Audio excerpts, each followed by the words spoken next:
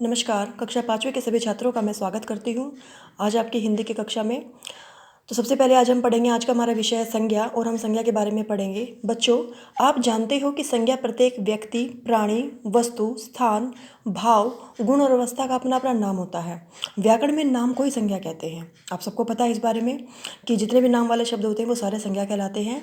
इसीलिए यदि किसी व्यक्ति, पशु, पक्षी, वस्तु, स्थान, गुण, भाव या अवस्था के नाम को संज्ञा कहते हैं। चौथी कक्षा में हमने पढ़ा था कि संज्ञा के 3 भेद होते हैं: जातिवाचक, व्यक्तिवाचक संज्ञा, जातिवाचक संज्ञा और भाववाचक संज्ञा।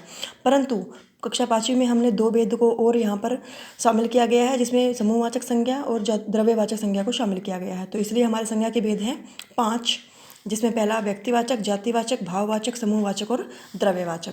तो सबसे पहले पढ़ेंगे हम व्यक्तिवाचक संज्ञा के बारे में। व्यक्तिवाचक संज्ञा, नीचे दिए गए वाक्य पढ़ेंगे। सबसे पहले हम, पहला वाक्य हमारा है ताजमहल यमुना के किनारे है। तो ताजमहल यहाँ पर एक विशेष इमारत का नाम है और यमुना एक विशेष नदी का नाम है। यानी कि जिसमें भी किसी विशेष का नाम आ जाए, किसी विशेष व्यक्ति का या किसी विशेष स्थान का, तो वहाँ पर जो है व्यक्तिवाचक संज्ञा कहलाती है। दूसरा हमारा वाक्य है हमने हिंदी में बातचीत की। तो हिंदी एक विशेष भाषा का नाम है। बहुत सारी भाषाएं होती हैं, परंतु उन भाषाओं में से हम केवल हिंदी के बारे में बात कर रहे हैं। तो हिंदी यहाँ पर क्या है? एक व्यक्तिवाचक संज्ञा है। यदि हमें इसकी परिभाषा याद करनी हो तो हम परिभाषा किस प्रकार से याद करेंगे कि किसी विशेष व्यक्ति, प्राणी, वस्तु या स्थान आदि के नाम को व्यक्तिवाचक संज्ञा कहते हैं। इसके अन्य उदाहरण मैं आपको देना चाहूँगी, जैसे लाल किला एक इमारत का नाम है, हिमालय पर्वत का नाम है, रामायण पुस्तक का नाम है, भारत देश का नाम है, गंगा नदी का नाम है, मदर टेरेसा किसी व्यक्ति का नाम है। अगली परिभाषा पे चलते हैं। दूसरी परिभाषा हमारी है जातिवाचक संज्ञा।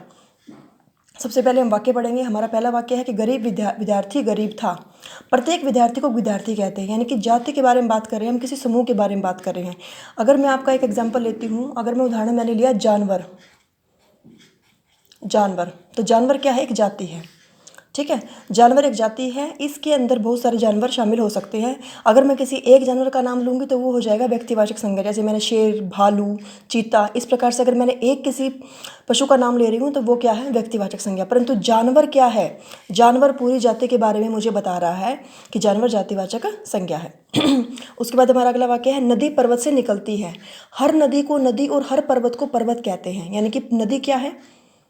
नदी, बहुत सारी नदी हैं। जैसे नदी को अगर मैं नाम आपको बताऊं, जैसे यमुना, गंगा, सरस्वती, ये सारी नदियां हैं। परंतु यहाँ पर पर्वत, जैसे पर्वत का अगर मैं किसी एक पर्वत का नाम लेती हूँ, पर्वतों में से किसी एक पर्वत का नाम, हिमालय मैंने लिया, कंचनजंगा मैंने लिया, तो वो पर्वतों की एक पर्वत क्या यहाँ पे क्या है? एक जाति है और नदी भी एक जाति है। अगला हमारा वाक्य है सड़क चौड़ी है। प्रत्येक सड़क को सड़क कहते हैं। यानी कि सड़क यहाँ पर एक जाति का काम करती है कि सड़क चौड़ी है। यानी कि अब हम बोलेंगे इन वाक्यों में रंगीन छपे संज्ञा शब्द पूरे वर्ग या जाति को सूचित करते हैं। इसका मतलब जाति सूचक होने के कारण ये सभी संज्ञाएं जातिवाचक संज्ञाएं हैं। अब इसकी परिभाषा हम किस प्रकार याद करेंगे बच्चे?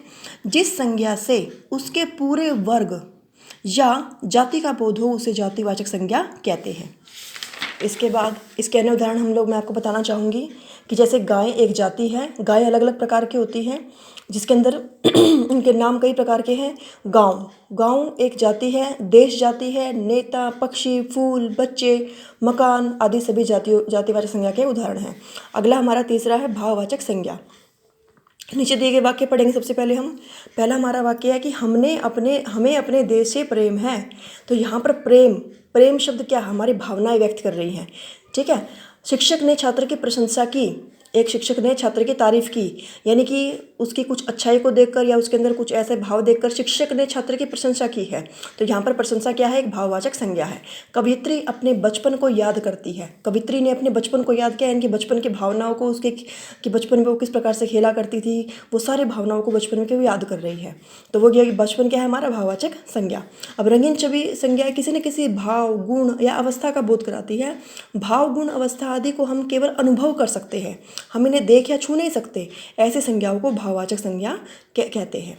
अगला है, अगर हम इसकी परिभाषा याद करेंगे तो किस प्रकार से करेंगे कि जिस संज्ञा से किसी प्राणी या वस्तु के किसी गुण, भाव या दशा को बोध होता है उसे भाववाचक संज्ञा कहते हैं। जैसे इसका उदाहरण और कह सकते हैं हम, आश्चर्य, हैरान हो जाना, क्रोध, गुस्सा करना, बुढ़ापा, प्यार, हंसी, अपमान, दुख, खुशी, ये सारी की सारी हमारी भावनाएं हैं।